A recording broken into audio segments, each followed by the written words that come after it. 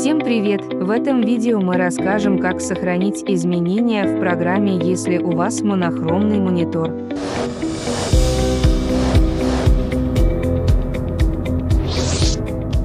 Из домашней страницы открываем вкладку с программами, нажимаем F1. Тут будет Save, сохранить F5. Просто так она не сработает. Есть подсказка, стрелка вверх. Стрелка вверх это вот эта стрелка Shift. Нажимаем на нее. Загорелась буква S в верхнем правом углу. И только после этого нажимаем F5. Должна появиться надпись Program Saved. Программа сохранена.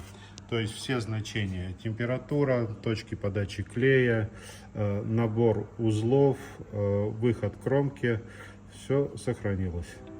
И выходим F6.